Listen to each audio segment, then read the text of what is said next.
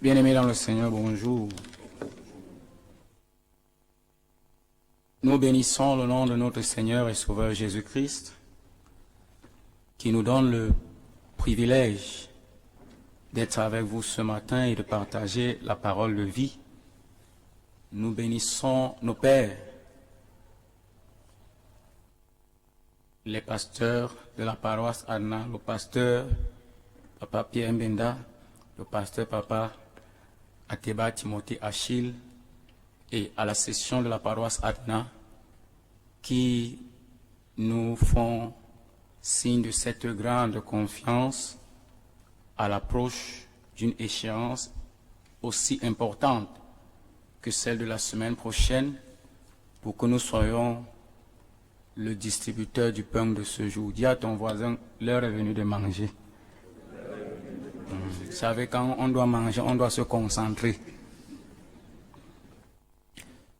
L'épître aux Romains a bien pour auteur l'apôtre Paul. L'épître aux Romains a été écrit à Corinthe lors de la 3e visite de Paul dans cette ville. Elle occupe à juste titre la première place parmi les épîtres, car c'est elle qui est dans tout le Nouveau Testament dont l'exposé le plus complet des vérités fondamentales du christianisme. Paul avait le désir de communiquer aux chrétiens de Rome les grandes doctrines de la grâce dont il avait eu révélation, d'où la rédaction de cette épître en attendant de leur rendre visite. Le thème de l'épître est l'évangile de Dieu. Mais d'autres commentateurs vont jusqu'à dire c'est l'évangile de la grâce. Ici, l'épître aux Romains met un accent sur l'humanité entière, étant reconnue coupable, la justification obtenue par la foi selon la grâce. Le livre est divisé ainsi qu'il suit. Après l'introduction, on parle de la culpabilité universelle envers Dieu. La justification par la foi en Jésus-Christ, la sanctification par l'union avec Christ en sa mort et en sa résurrection, le problème de l'incrédulité d'Israël, la vie chrétienne et le service à la gloire de Dieu. Il va passer par des conclusions avec des salutations. La partie qui fait l'objet de notre méditation ce matin étant celle de la justification par l'union avec Christ en sa mort et en sa résurrection, et une partie qui peut toucher la suite, le problème de l'incrédulité d'Israël. Ce matin, nous voulons partager avec l'apôtre Paul parmi ces vérités une qui est fondamentale. C'est pourquoi je pouvais nous donner le thème avant d'entrer en jeu. Le thème de ce matin est plus que vainqueur par celui qui nous a aimés. Plus que vainqueur par celui qui nous a aimés. Ici, quand on parle de vainqueur, on ne parle pas simplement d'un vainqueur, mais on parle de plus que vainqueur. Ça veut dire que l'apôtre met une différence, une nuance entre le vainqueur et le plus que vainqueur. Il y a une nuance importante entre le vainqueur et le plus que vainqueur. Le monde valorise les vainqueurs. C'est pourquoi à la fin d'un combat, on peut dire tel est sorti vainqueur. À la fin d'un match de football, on peut dire c'est tel le vainqueur. Mais pour Christ, ou alors pour l'apôtre qui annonce le Christ, la dimension du chrétien est au-dessus de celui-là. Il est bien au-delà de ce que le monde peut concevoir. Il est plus que vainqueur. Qu'est-ce qui fait donc la différence entre le vainqueur et le plus que vainqueur? Le vainqueur, lui, déjà, est différente du plus que vainqueur de par sa mentalité. Le vainqueur combat pour la victoire. C'est le pourquoi il est prêt à tout donner, parce qu'il doit atteindre la victoire. Alors que le plus que vainqueur combat avec la victoire. En fait, le plus que vainqueur ne combat pas pour obtenir une victoire, mais il combat pour manifester la victoire reçue. Une différence très importante qui amène le chrétien à comprendre quelle est l'identité que le Christ lui communique. C'est le pourquoi. La deuxième différence est que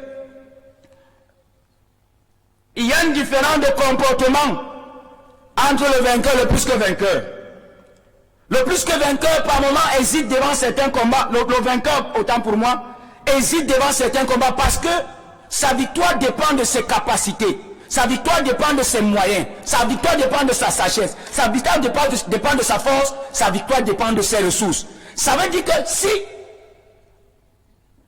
un temps, il se rend compte que ses moyens et ses forces sont déséquilibrés par rapport au combat qu'il doit mener, il arrête la course.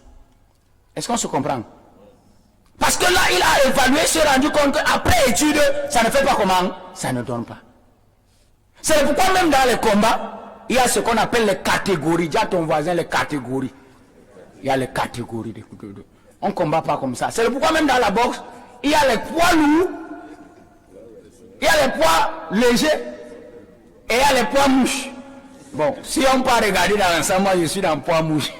Et l'apôtre dit que celui-ci doit se comporter comme un boxeur. Il ne va jamais entrer dans un ring avec un poids lourd. Il ne va jamais prendre ce risque. Parce qu'il a évalué, il a étudié. Mais le plus que vainqueur ne va pas dans un combat par rapport à ses sources, par rapport à ses capacités, par rapport à ses moyens, par rapport à son intelligence ou à sa force. Il va au combat avec celui qu'il a déjà on dit quoi? Celui qu'il a dévancé dans le combat. Il a gagné pour lui le combat avant qu'il ne commence le combat. C'est pourquoi il va sur le ring pour une représentation dans le combat. Ça veut dire qu'en réalité, le combat ne peut pas finir tant qu'il n'a pas gagné. On avait un truc au village quand on jouait au championnat. Tant que l'équipe du village n'a pas gagné, le tournoi ne fait pas comment? La finale là, ne peut pas. Ça finit comment?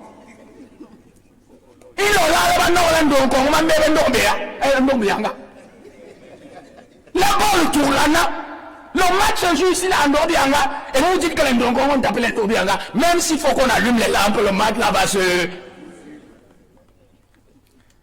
Parce qu'avant le match, on connaît déjà qui est le vainqueur. Le plus que vainqueur a déjà la victoire.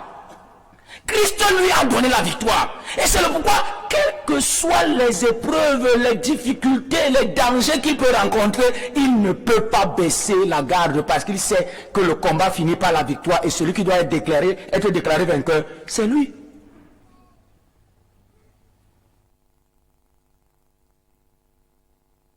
Le plus que vainqueur a une source sûre de sa victoire. La source sûre du plus que vainqueur, c'est l'œuvre de Christ à la croix. La croix est la source de toute victoire. La croix est la source de toute puissance. La croix est la source, si je peux le dire ainsi, de toute ressource. Parce qu'en Christ, et l'apôtre Paul le dit, nous avons tout pleinement en. Et l'apôtre demande aux Romains, s'il nous a donné son fils, son seul, son unique, comment ne nous donnera-t-il pas toutes choses avec Jésus? Il se souvient de l'œuvre de la croix. Il se souvient du prix, du rachat de son âme. Il a de la valeur aux yeux de Dieu. C'est pourquoi le plus que vainqueur ne peut pas, quelles que soient les situations, douter de l'amour de Dieu. Parce que je vais vous dire une chose. Plus tu as confiance en l'amour de Dieu, plus tu expérimentes la victoire au-dessus des victoires.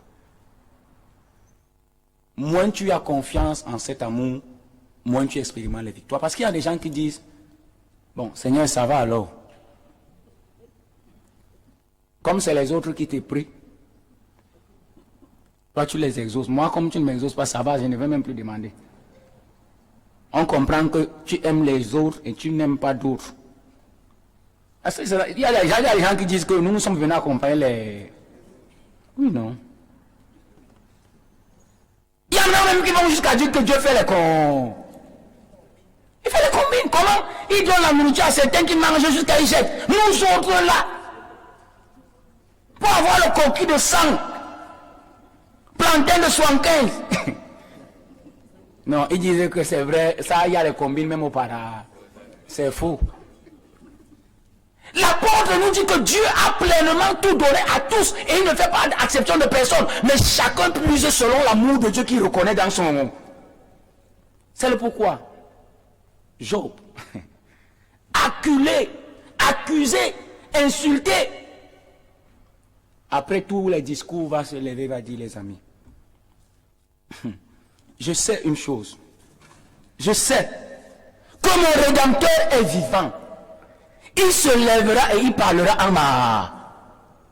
Job 19, verset 25. Job était à un état indescriptible. Sa femme partie, ses enfants morts. Et ici, Job a vécu les choses que l'apôtre Paul cite. Hein. La mortalité a frappé Job. Tous ses enfants sont morts. La nudité a atteint Job. Il était nu. Même sa peau a disparu. La famine l'a touché. La solitude l'a touché. Mais il a dit, la même parole que l'apôtre Paul, c'est que je sais que mon Rédempteur est vivant. Il se lèvera et il parlera en ma faveur. Et l'apôtre Paul lui dit que nous sommes plus que vainqueurs par celui qui nous a aimés. Rien ne peut nous séparer de l'amour de Dieu manifesté en... C'est le pourquoi il est important de comprendre que le plus que vainqueur a la victoire, même dans l'Ancien Testament. On dit que la victoire appartient à l'Éternel et c'est l'Éternel qui donne la victoire à son peuple. C'est le pourquoi. À un moment, il dit aux enfants d'Israël, vous, faites comment? Gardez le silence. Et l'Éternel combattra. C'est là où il y a toute la bagarre. C'est-à-dire tu te retrouves devant un combat rude. Mais Dieu te dit fais comment? Garde le silence. En fait, quand Dieu dit garde le silence, c'est pas que tu pars, tu te couches. Mais c'est que dans ton esprit, tu médites toutes les victoires que Dieu t'a déjà accordées et tu commences à le louer. La parole, on doit louer Dieu. J'ai dit un truc un jour pendant les méditations et beaucoup m'ont critiqué pour cela, mais j'ai dit que je crois en ça. Et je maintiens. La parole, on n'a pas l'argent. La parole, on a la foi. Et quand tu as la foi, tu as tout. Parce que la foi te permet de puiser dans les ressources de Dieu.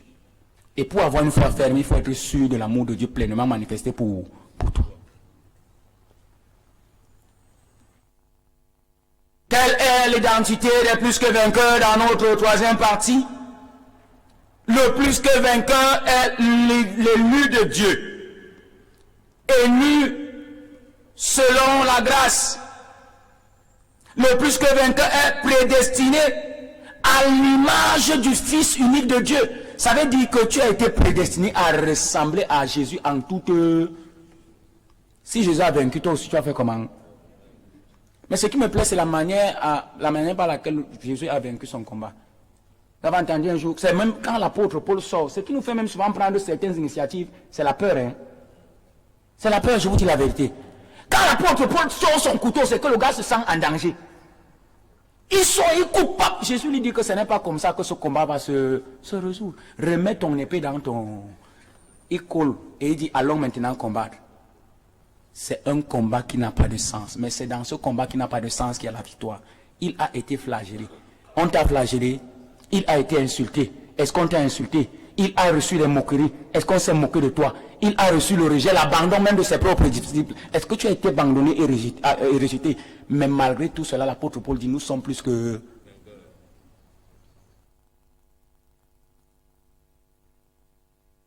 Le plus que vainqueur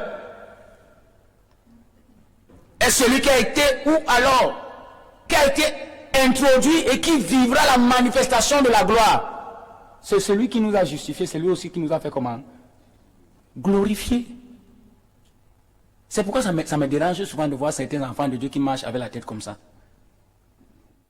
Et quand tu lui demandes que c'est comme, il te dit que je ne peux même rien te dire, c'est trop grave.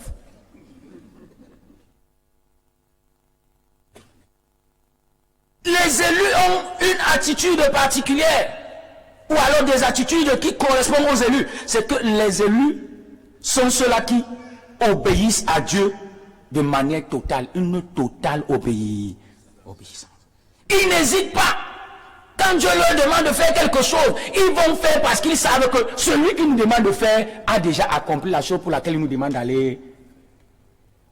Et Jésus a souvent des positions un peu difficiles. Hein. Il dit à ses disciples, c'est lui qui dit à quelqu'un que le Fils de l'homme n'a même pas où reposer sa tête. Mais c'est lui qui dit à ses disciples que allez, vous allez trouver une maison. Et dites au maître de cette maison que c'est ici, là, aujourd'hui, que nous allons manger là. C'est ta maison. Allez, vous allez trouver un anon à côté d'une ânesse. Détachez-le. Si quelqu'un ose vous demander, dites-lui que le maître en a. C'était pour lui. C'est pour lui. Il dit à Élie, va dans la maison de la veuve. Elle va te préparer un gâteau. C'est une veuve. Hein? Et quand elle arrive, ne crois pas que quand on t'envoie, ça sera facile. Dieu va ouvrir les portes, il va dire, entre ici. Quand tu entres, on te demande, on te dit malheureusement, c'est pas ici qu'on peut résoudre le problème là. Élie arrive et la veuve lui dit, voilà l'état des lieux. Et toi-même, tu vas voir si on doit faire comment? Continuer. Il me reste un peu de farine et un peu d'huile. Dès que mon fils et moi on mange, on fait comment? On meurt. Bon, maintenant tu dis quoi? Et lui il dit, écoutez, va faire comme tu as dit. Mais seulement fais-moi d'abord. Si tu n'es pas celui qui se reconnaît comme élu de Dieu, reconnaissant que Dieu ne te laissera jamais mourir, tu ne vas pas obéir. L'époque dans laquelle nous sommes, Dieu va te dire, donne d'abord et je vais faire. Tu vas dire à Dieu, hein, Seigneur, la rentrée là c'est dans une semaine. On ne blague pas qu'on... C'est pas parce qu'on a dit qu'il y a la foi qu'il va se mettre sur les rails et le train va te courir. Non. Mais la femme dit à Élie, je fais comme l'homme de Dieu a dit. Et pendant qu'elle faisait le gâteau, et Élie n'avait même pas encore fini de manger, Élie lui dit, le bol dans lequel tu as pris la farine ne finira jamais. Là où tu as pris l'huile ne finira jamais. Dieu parle au cœur. Mais parfois les cœurs veulent ressembler au cœur d'Israël. Alors que Dieu est celui qui pourvoit à tous nos besoins. Et je voudrais prendre l'exemple de quelqu'un. Je m'en vais finir. Un exemple très récent. Dans nos cellules de prière là. On prépare un événement important. Et c'est chaud, puisque c'est mauvais dehors. Et on se rend compte que les quêtes n'avancent pas. C'est bloqué. Il faudrait que quelqu'un fasse quelque chose. Mais qui va faire quelque chose? Un jour, je finis d'enseigner et je m'assois. Et une jeune fille va au comité de gestion. Elle dit, bon, pour ce qu'on a dit là, qu'on doit faire là, moi je vais donner 1 million. En fait, le taux qui était réservé à toute la cellule, c'était 1 million. Mais la fille, elle a dit que moi-même, je donne 1 million. Bon, les femmes lui disent que, tu dis quoi? Après, les femmes disent que non, pour être sûr, attends, on appelle le licenciat. Quand le licenciat arrive, on dit que, écoute un peu la fille. La fille se dit que j'ai dit que parce que je donne 1 million. Le jour qui suivait, elle est venue la donner 500 000. 2 jours après, elle encore venue la donner 500 000, ça faisait 1 million. Mais ce qui m'a surpris, c'est l'identité de la fille. Vous savez ce que cette fille est? Une étudiante. Et elle m'a expliqué après que c'était son billet d'avion pour le voyage, mais elle n'avait même pas encore le visa. Mais elle a dit à Dieu, je te mets à les... Là où elle est dans son billet d'avion et son visa. Ce qui la retient encore, c'est comment elle va garder ses enfants. Parce qu'elle a obéi à... Les circonstances ne l'ont pas arrêté. Tu obéis. Les plus que vainqueurs sont ceux-là qui se soumettent. Ils se soumettent sans tenir compte de tout ce qui les entoure. Il y a une autre chose qui dérange, je vais chuter par là, c'est que le plus que vainqueur ne doit jamais marcher avec le vainqueur. Parce qu'ils n'auront jamais la même façon de voir les choses. Quand tu vas vouloir avancer, le vainqueur va te dire ça ne peut pas marcher. Et si tu écoutes le vainqueur, tu vas oublier ton identité que tu avais dans la victoire avant d'engager ce que tu vas engager. Et tu vas t'arrêter au niveau des vainqueurs. Bien-aimé dans le Seigneur, que dirais-je, les défis sont importants et nombreux devant nous. Et plusieurs questions se posent. Que ferons-nous? Comment cela se fera-t-il? Comme Marie a demandé. Mais Marie a une réponse magnifique. Le Saint-Esprit de Dieu descendra sur toi. Il te couvrira de son ombre. Et il ne veut pas continuer dans le détail. Il dit seulement le Saint-Enfant qui naîtra. Le reste, cela ne te préoccupe pas. Ce qui est sûr, le Saint-Esprit descendra. Il nous couvrira de son ombre. Et ce que vous n'avez jamais imaginé que cela puisse se faire, ça va se faire. Et nous, on viendra seulement pour la dédicace. Et il a dit à quelqu'un, on ne pouvait pas blaguer comme ça. Il y a les blagues qu'on ne fait pas, que la dédicace, là, on fait la dédicace sans nous autres, que c'était comment. Nous tous, on est dans la dédicace. Mais ça va dépendre de notre mentalité de vainqueur. Nous avons commencé très loin, rejetés, ne sachant même pas où aller. Après, sans berger. Après, les États bloqués, la crise. Combien de crises Anna a dépassé? Combien? Pour qu'on dise qu'aujourd'hui, ça va échouer. Bon, en tout cas, ce que je veux nous dire ce matin, c'est que tu es plus que vainqueur pour Dieu. Et la victoire que tu cherches, tu l'as déjà. Mais seulement, garde l'attitude des élus. Garde l'attitude des prédestinés. Parce que c'est là où tu vas vivre la gloire de Dieu. Plus que vainqueur par celui qui nous a aimés. Amen.